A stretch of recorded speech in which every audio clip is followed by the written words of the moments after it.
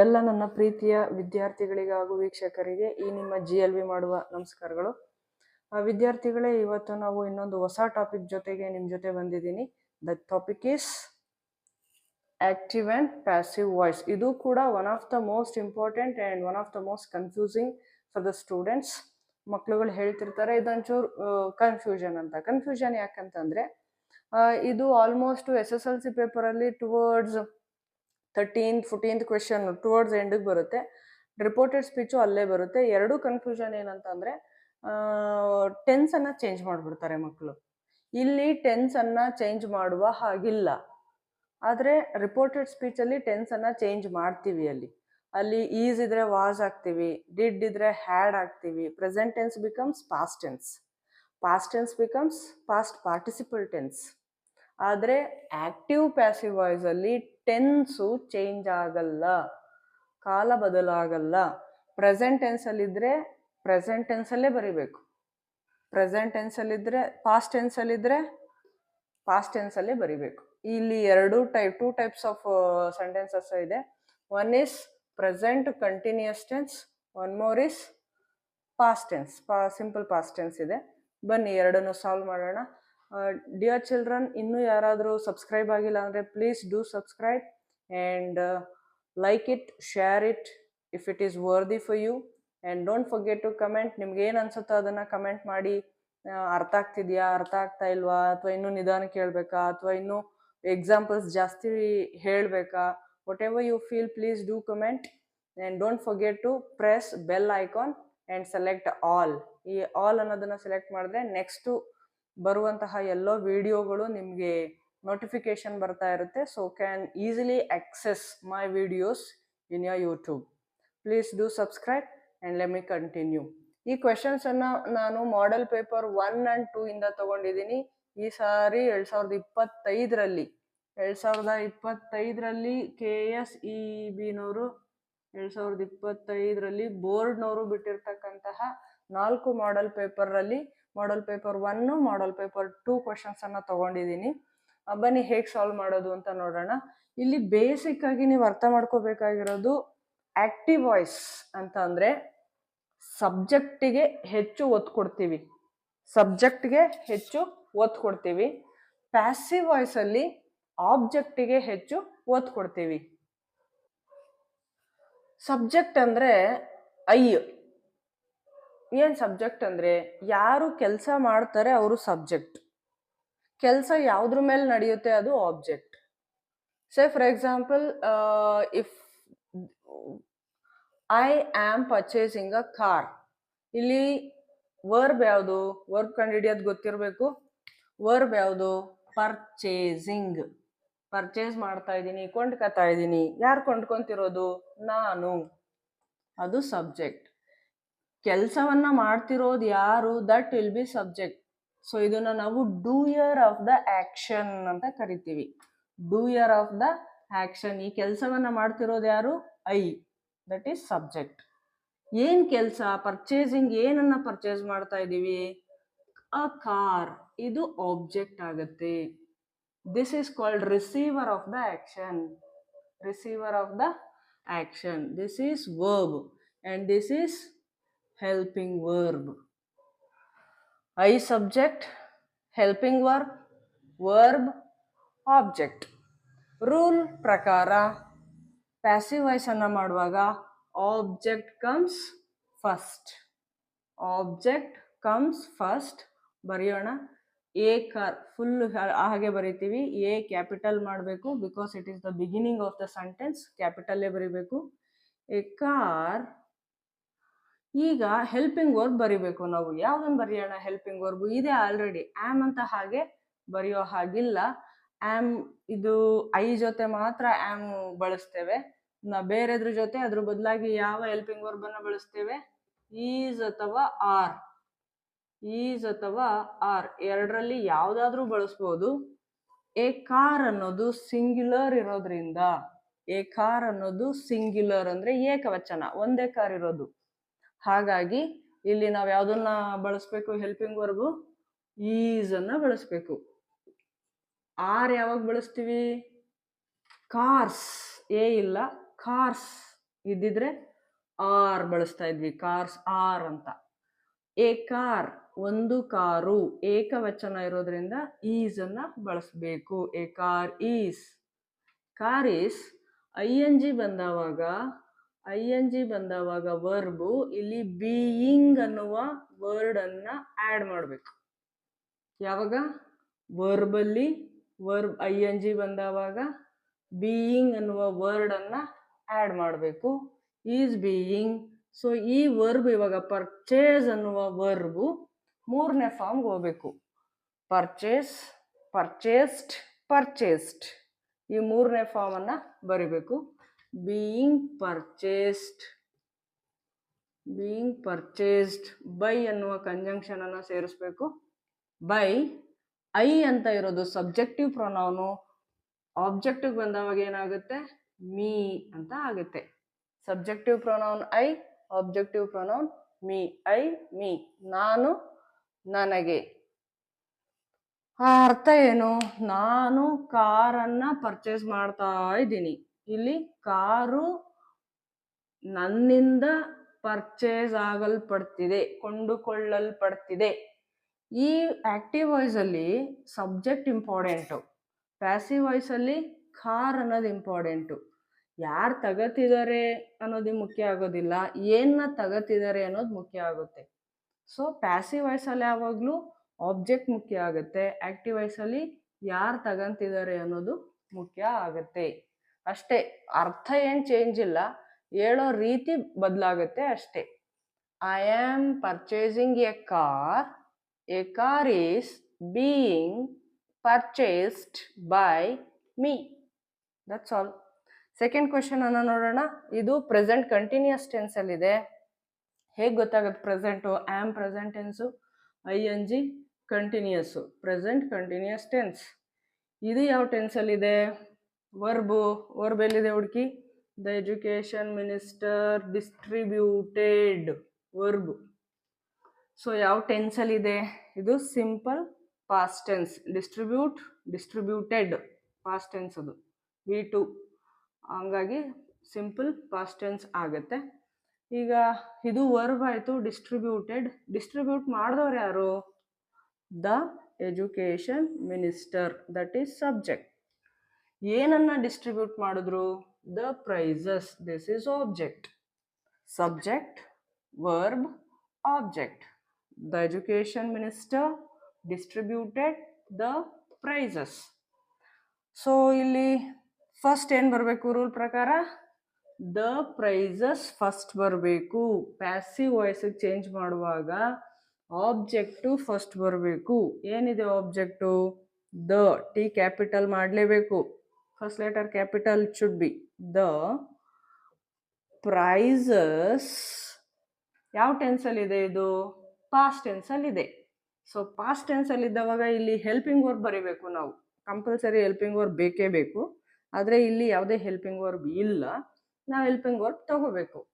Passive ವಾಯ್ಸಲ್ಲಿ helping ವರ್ಬನ್ನು ತಗೊಳ್ಳುವಾಗ ಇಲ್ಲದೆ ಇದ್ದವಾಗ ವರ್ಬು ಯಾವ ಟೆನ್ಸಲ್ಲಿದೆ ನೋಡ್ತೀವಿ. Verb past ಟೆನ್ಸಲ್ಲಿದೆ.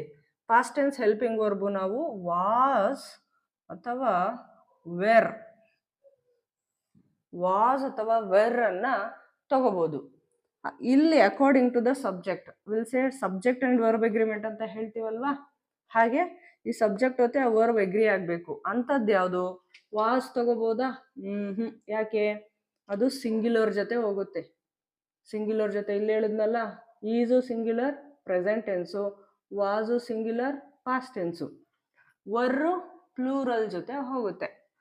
ದ ಪ್ರೈಸಸ್ ಸಿಂಗ್ಯುಲರ ಪ್ಲೂರಲ್ಲ? ಪ್ರೈಸಸ್ ಬಹುಮಾನಗಳು ಪ್ಲೂರಲ್ ಅಲ್ವಾ? ಸೊ ಪ್ಲೂರಲ್ ಆದ್ರಿಂದ ಯಾವ್ದು ಹೆಲ್ಪಿಂಗ್ ವರ್ಬ್ ಬರಿಬೇಕು ನಾವು ಇಲ್ಲಿ? ಹಾಗಾದ್ರೆ ಎಕ್ಸಾಕ್ಟ್ಲಿ ವರ್. Prizes were. ಮೂರನೇ ಫಾರ್ಮ್ ಅನ್ನ ಬರೀಬೇಕು. ಪ್ಯಾಸಿವ್ ವಾಯ್ಸಲ್ಲಿ ಯಾವಾಗ್ಲೂ ಥರ್ಡ್ ಫಾರ್ಮ್ ಅನ್ನೇ ಬರಿಬೇಕು. ಡಿಸ್ಟ್ರಿಬ್ಯೂಟೆಡ್ ಅದೇ ವರ್ಡೇ ಬರುತ್ತೆ. Distributed common conjunction by common conjunction ಯಾರಿಂದ ಡಿಸ್ಟ್ರಿಬ್ಯೂಟ್ ಆಯಿತು? The education minister. by the education minister. That's all. ಇನ್ನೊಂದ್ಸಲ ಓದ್ತೀನಿ. The education minister distributed the prizes. ಶಿಕ್ಷಣ ಮಂತ್ರಿಗಳು ಬಹುಮಾನಗಳನ್ನು ವಿತರಿಸಿದರು. ಬಹುಮಾನಗಳು ವಿತರಿಸಲ್ಪಟ್ಟವು ಶಿಕ್ಷಣ ಮಂತ್ರಿಗಳಿಂದ. ಅಷ್ಟೇ. ಬಹುಮಾನಗಳು ವಿತರಿಸಲ್ಪಟ್ಟವು ಶಿಕ್ಷಣ ಮಂತ್ರಿಗಳಿಂದ. ಶಿಕ್ಷಣ ಮಂತ್ರಿಗಳು ಬಹುಮಾನಗಳನ್ನು ವಿತರಿಸಿದರು. ಬಹುಮಾನಗಳು ಶಿಕ್ಷಣ ಮಂತ್ರಿಗಳಿಂದ ವಿತರಿಸಲ್ಪಟ್ಟವು. ಇಲ್ಲಿ ಕಾಲ ಬದಲಾವಣೆ ಇಲ್ಲ, ಅರ್ಥನೂ ಬದಲಾವಣೆ ಇಲ್ಲ. No tense change, no meaning change. Only change is structure of the sentence ಅಷ್ಟೇ ಚೇಂಜ್ ಆಗೋದು ಪ್ಯಾಸಿವ್ ವಾಯ್ಸ್ ಅಲ್ಲಿ. ಜ್ಞಾಪಕ ಇಟ್ಕೊಳ್ಳಿ.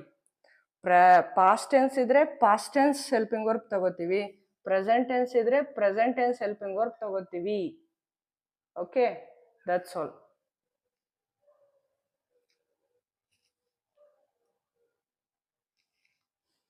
ಈಗ ಇದು 3ನೇ ಮಾಡೆಲ್ ಪೇಪರ್ 3 ಮತ್ತು 4 ನಾನು ಇಲ್ಲಿ ಬರೆದಿದ್ದೀನಿ. ಇದು 3ನೇದು. ಯಾವ ಟೆನ್ಸ್ ಅಲ್ಲಿದೆ ಇದು? ಟೆನ್ಸು. ಯಾವ tens? Vinayak broke all the records. So tense ಬಂದು ಪಾಸ್ಟ್ ಸಿಂಪಲ್. ಪಾಸ್ಟ್ ಸಿಂಪಲ್ ಅಲ್ಲಿದೆ, ಹೌದಲ್ವಾ? ಬ್ರೋಕ್. ಇದು ಹೇಗೆ ಕಂಡುಹಿಡಿಯೋದು, ಟೆನ್ಸ್ ಅಂದ್ರೇನು, ಹೇಗೆ ಟೆನ್ಸನ್ನು ಕಂಡುಹಿಡಿಯೋದು ಅಂತ ನಿಮಗೆ ಬೇಕಂತಂದರೆ ನಾನು ನೆಕ್ಸ್ಟ್ ವಿಡಿಯೋದಲ್ಲಿ ಟೆನ್ಸಸ್ ಕ್ಲಾಸನ್ನು ಮಾಡ್ತೀನಿ. ಈಗ ಟೆನ್ಸಸ್ಸನ್ನು ಹೇಳ್ಕೊಂಡು ಕೂತ್ಕೊಂಡ್ರೆ ಇದು ಲೆಂದಿ ಆಗಿಬಿಡುತ್ತೆ ವಿಡಿಯೋ. ಹಾಗಾಗಿ ಡೈರೆಕ್ಟಾಗಿ ನಾನು ಹೇಗೆ ಚೇಂಜ್ ಮಾಡೋದು ಅಂತ ಹೋಗ್ತೀನಿ. ನೀವೇನಿಲ್ಲ ಸ್ಟೂಡೆಂಟ್ಸ್, ಇಲ್ಲಿ ನೋಡಿ ವರ್ಡ್ ನಿಮಗೆ ವರ್ಬ್ ಫಾರ್ಮ್ಸ್ ಗೊತ್ತಿರಬೇಕು. 3 verb forms: break, broke, broken; drive, drove, driven; teach, taught, taught; speak, spoke, spoken; eat, ate, eaten; and fly, flew, flown; drive, drove, driven. ಈ ಥರ sing, sang, sung; hide, hid, hidden.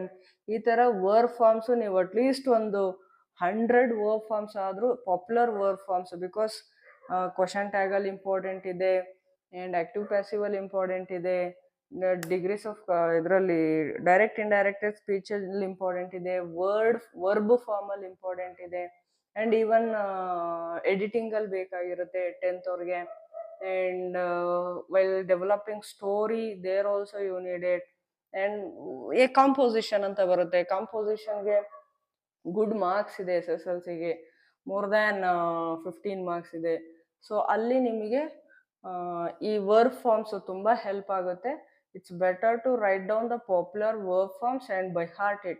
You say daily at least 10 days if you repeat all the verb forms. 100 popular ಆಗಿರೋವನ್ನ ಬರ್ಕೊಂಡು ಅದನ್ನು ಪ್ರತಿದಿನ ನೀವು ಹೇಳಬೇಕು. ಎದ್ದ ತಕ್ಷಣ prayer ಹೇಳ್ದ ಹಾಗೆ ಹೇಳ್ಕೋಬೇಕು, ಜೋರಾಗಿ ಹೇಳ್ಕೋಬೇಕು. ಅದು ಏನಾಗುತ್ತೆ, ನಾಲ್ಗೆಗೆ ಪ್ರಾಕ್ಟೀಸ್ ಆಗಿಬಿಡುತ್ತೆ. ನಿಮಗೆ ಗೊತ್ತಿಲ್ದಂಗೆ ವರ್ಬ್ ಬರುತ್ತೆ ಅದು. ಓಕೆ, ಈಗ ವರ್ಬನ್ನು ಕಂಡುಹಿಡ್ಕೊಂಡ್ವಿ. ಹೆಲ್ಪಿಂಗ್ ವರ್ಬ್ ಇದೆಯಾ? ಇಲ್ಲ. ವರ್ಬನ್ನು ಕಂಡುಹಿಡಿದ್ವಿ. ಹೇಗೆ ವರ್ಬ್ ಕಂಡುಹಿಡಿಯೋದು? ಹೇಗೆ ಕ್ರಿಯಾಪದವನ್ನು ಕಂಡುಹಿಡಿಯೋದು? ಹೇಗೆ?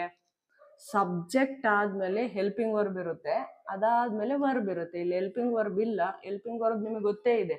ಯಾವ್ದ್ಯಾವುದು ಹೆಲ್ಪಿಂಗ್ ವರ್ಬ್ಸ್ ಯಾವ್ದ್ಯಾವ್ದು ಇರುತ್ತೆ? Is, are, was, were, do, does, did, has, have, had, am. ಇವು ಹೆಲ್ಪಿಂಗ್ ವರ್ಬು ಅಲ್ವಾ? ಹೆಲ್ಪಿಂಗ್ ವರ್ಬು ಇರುತ್ತೆ, ಅದಾದ ನಂತರ ವರ್ಬ್ ಇರುತ್ತೆ. ಸೊ ಹೆಲ್ಪಿಂಗ್ ವರ್ಬ್ ಇಲ್ಲ ಅಂದರೆ ಡೈರೆಕ್ಟಾಗಿ ನಮ್ಗೆ ವರ್ಬ್ ಸಿಗುತ್ತೆ. ಆ್ಯಂಡ್ ವರ್ಬಿಂದ ಹಿಂದೆ ಇರೋದು ಸಬ್ಜೆಕ್ಟ್ ಆಗಿರುತ್ತೆ, ವರ್ಬಿಂದ ನೆಕ್ಸ್ಟ್ ಇರೋದು ಆಬ್ಜೆಕ್ಟ್ ಆಗಿರುತ್ತೆ. ಓಕೆನಾ? ಸಿಂಪಲ್ ವೇ ಅಲ್ಲಿ ಹೇಳೋದಾದ್ರೆ, ಅರ್ಥ ಮಾಡ್ಕೊಂಡು ಹೇಳೋದಾದ್ರೆ, ಬ್ರೋಕ್ ಅಂದರೆ ಮುರಿದೋಯ್ತು, ಮುರಿದಾಗ್ದ. ಯಾರು ಮುರಿದಾಕಿದ್ದು? ವಿನಾಯಕ. ಯಾರು ಅನ್ನೋ ಪ್ರಶ್ನೆಗೆ ನಮ್ಗೆ ಉತ್ತರ ಸಿಗುತ್ತಲ್ಲ, ಅದೇ ಸಬ್ಜೆಕ್ಟು. ಏನನ್ನ ಮುರಿದ? All the records. ಇದು ಹಾಗೇನೆ ವಿನಾಯಕ ಎಲ್ಲ ರೆಕಾರ್ಡ್ಸನ್ನು ಬ್ರೇಕ್ ಮಾಡಿದ್ದಾನೆ ಅಂತ ನಮ್ಮ ರೂಲ್ ಪ್ರಕಾರ ಫಸ್ಟ್ ಯಾವ್ದು ಬರಬೇಕು? ಪ್ಯಾಸಿವ್ ವಾಯ್ಸ್ ಅಲ್ಲಿ ಯಾವುದು?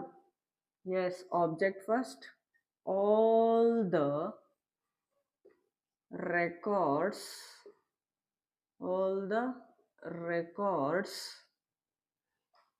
ಯಾವ ಟೆನ್ಸಲ್ಲಿ ಇದೆ ಇದು? ಪಾಸ್ಟ್ ಟೆನ್ಸ್ ಅಲ್ವಾ? Break, broke, broken. Break, broke, broken. Broke past tense ಅಲ್ಲಿ ಇದೆ. ಸೊ ಪಾಸ್ಟ್ ಟೆನ್ಸ್ ಅಲ್ಲಿ ಇದ್ರೆ ಪಾಸ್ಟ್ ಟೆನ್ಸ್ ಅಲ್ಲಿರೋ ಹೆಲ್ಪಿಂಗ್ ವರ್ಬನ್ನೇ ತಗೋಬೇಕು. ಯಾಕೆ ಇದನ್ನ ತಗೊಳಕ್ಕಾಗಲ್ವಾ? ಇಲ್ಲ, ತಗೊಳಂಗಿಲ್ಲ. ಹೆಲ್ಪಿಂಗ್ ವರ್ಬ್ ಇಲ್ಲದೆ ಇದ್ದಾವಾಗ ಪ್ಯಾಸಿವ್ ವಾಯ್ಸ್ಗೆ ಚೇಂಜ್ ಮಾಡಿದವಾಗ ಬಿ ವರ್ಬ್ಸ್ ಅನ್ನ ತಗೋಬೇಕು. B verbs.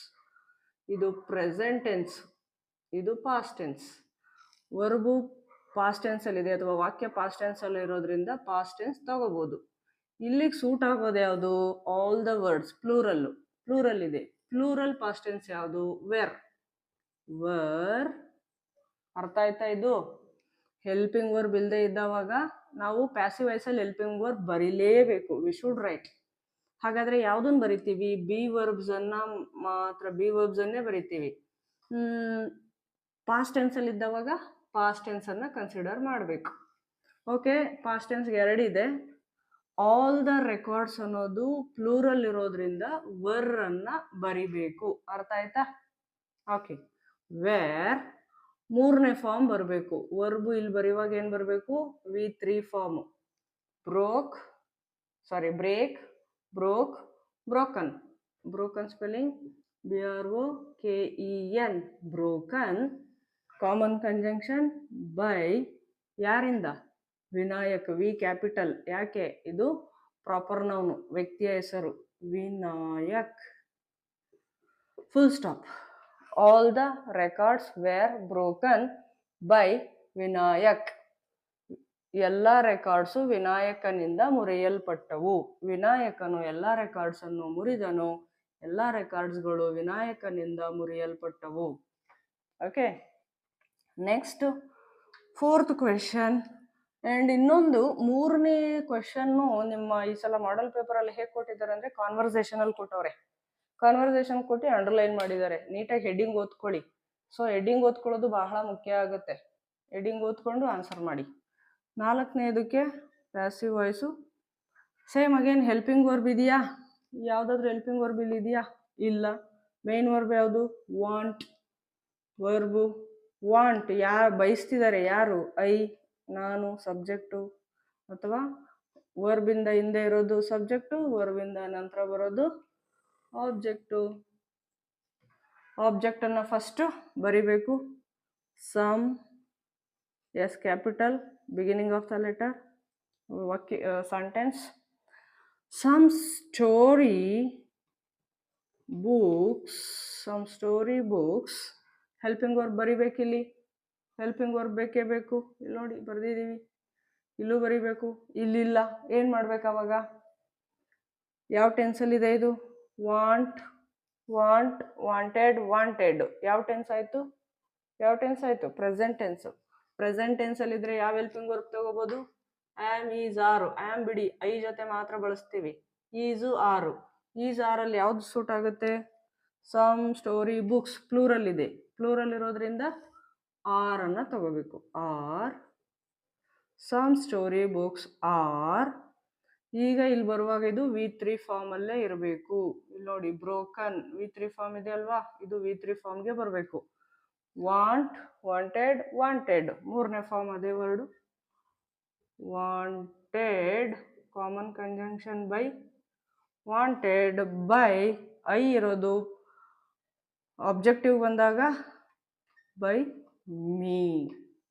Some story books are wanted by me. ಹೀಗೆ ಆನ್ಸರನ್ನು ಬರೆದ್ರೆ ಅದು ಸರಿಯಾದ ಉತ್ತರ ಆಗುತ್ತೆ. ತುಂಬ ಈಸಿ ಇದೆ. ಇದೇ ಕ್ವೆಶನ್ಸನ್ನು ಹಾಕ್ಕೊಂಡು ಪ್ರಾಕ್ಟೀಸ್ ಮಾಡಿ. ಇದನ್ನೇ ಹಾಕ್ಕೊಂಡು ಪ್ರಾಕ್ಟೀಸ್ ಮಾಡಿ. ಕಾನ್ಸೆಪ್ಟನ್ನು ಅರ್ಥ ಮಾಡ್ಕೊಳ್ಳಿ. ನಿಧಾನಕ್ಕೆ ಹೇಳಿದ್ದೀನಿ. I hope this video will be helpful for you. ನಿಮಗೆ ಇಷ್ಟ ಆಯಿತು ಅಂದರೆ ದಯವಿಟ್ಟು ಶೇರ್ ಮಾಡಿ, ಸಬ್ಸ್ಕ್ರೈಬ್ ಮಾಡಿ, and don't forget to comment. Thank you for watching so for.